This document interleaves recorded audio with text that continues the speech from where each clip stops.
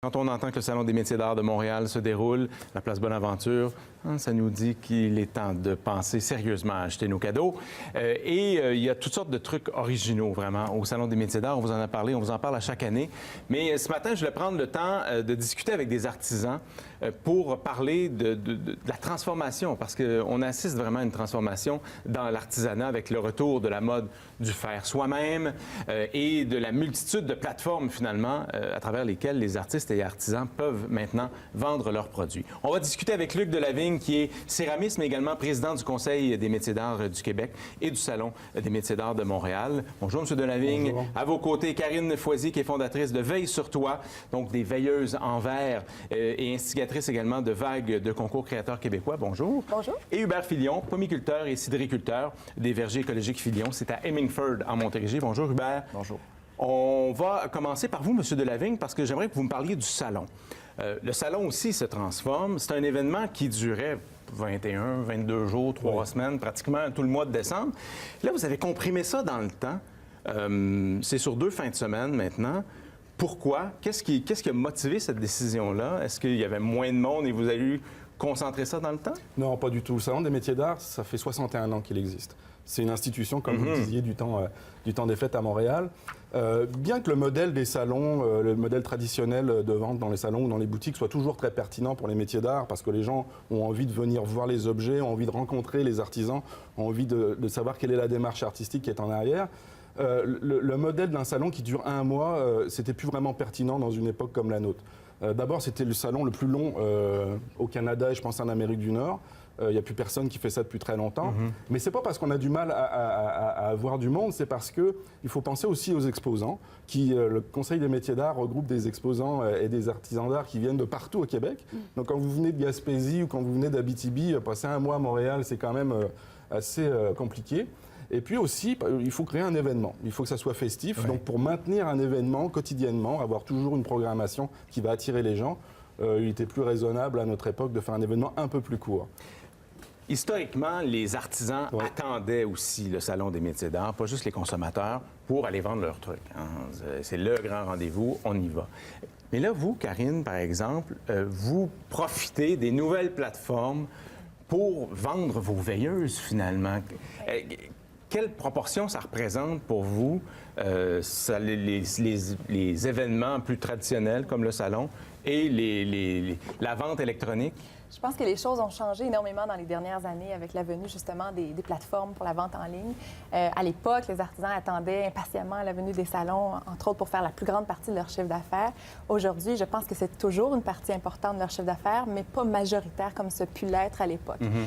Aujourd'hui, avec des plateformes en ligne simples d'utilisation comme Etsy, entre autres, c'est super facile d'aller mettre nos objets en ligne nous-mêmes et d'avoir à notre portée le monde entier.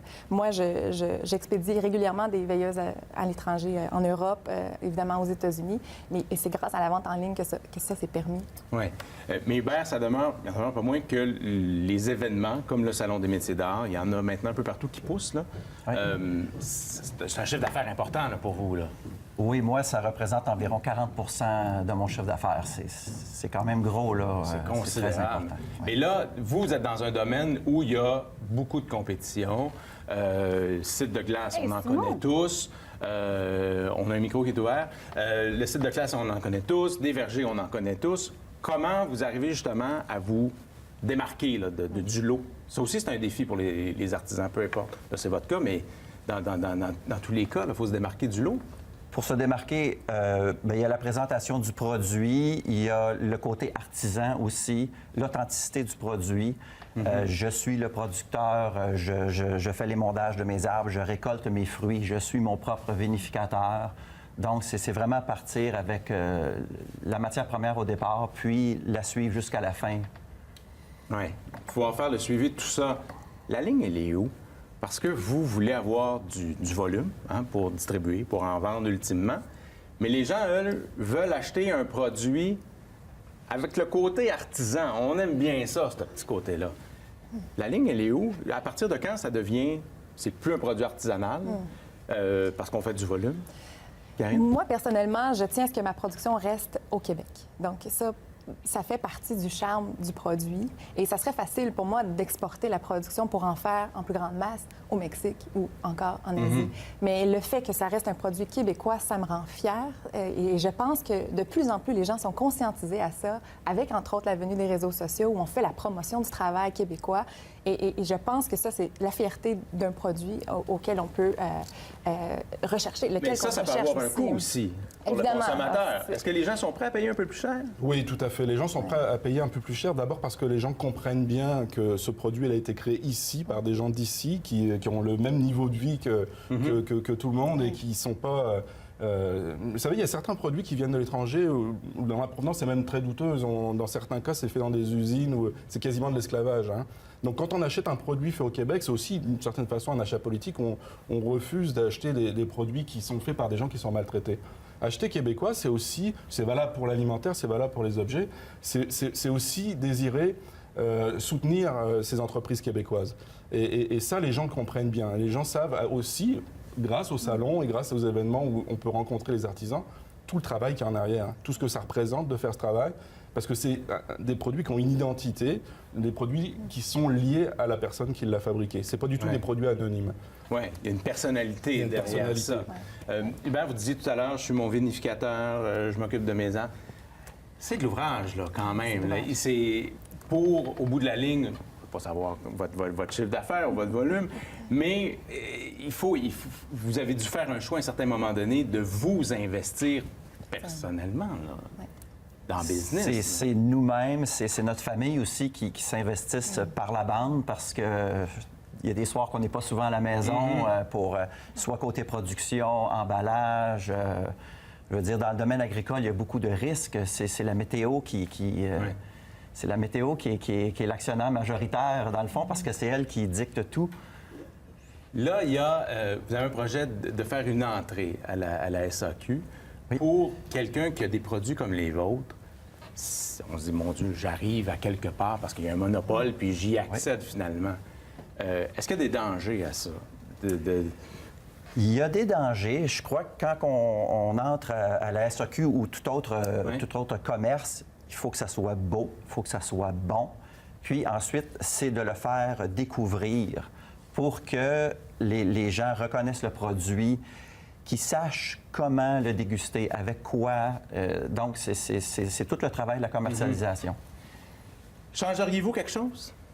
Dans votre choix là, de dire, bon, moi, je suis céramiste, je fais des veilleurs, parce que c'est beaucoup, beaucoup de travail, beaucoup d'investissement en temps, en argent et tout ça. Y a-t-il quelque chose qui pourrait changer, qui pourrait conserver le côté artisanal que l'on aime tous puis qu'on aime donc? Les objets sont magnifiques ce matin.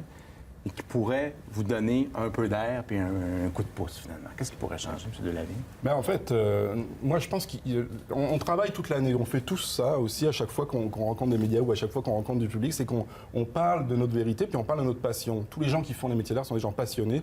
Je ne connais pas de gens d'artisans d'art qui l'ont fait parce qu'ils voulaient devenir riches. C'est des gens qui l'ont fait parce qu'ils voulaient être passionnés, parce qu'ils sont intéressés par ce qu'ils font. Et ça, je pense que ça élimine toutes les autres contingences. C'est sûr que c'est parfois difficile, mais ce qu'il faut, fondamentalement, au fil du temps, parce que là, on parle du Salon des métiers d'art, mais toute l'année, on fait des ventes. Toute l'année, on rencontre des gens. C'est passer ce message qu'il est important de consommer ces produits qui sont faits ici et que le grand public comprenne bien la valeur de tout ça. Et puis, tout à l'heure, on parlait d'Etsy. Madame Foisy a un produit qui est parfait pour l'expédition. Il y a beaucoup d'artisans d'art qui ont des produits qui sont beaucoup plus difficiles à vendre par Internet, qui sont beaucoup plus difficiles, donc ont besoin de rencontrer les gens parce qu'il faut que le public touche l'objet, le voit.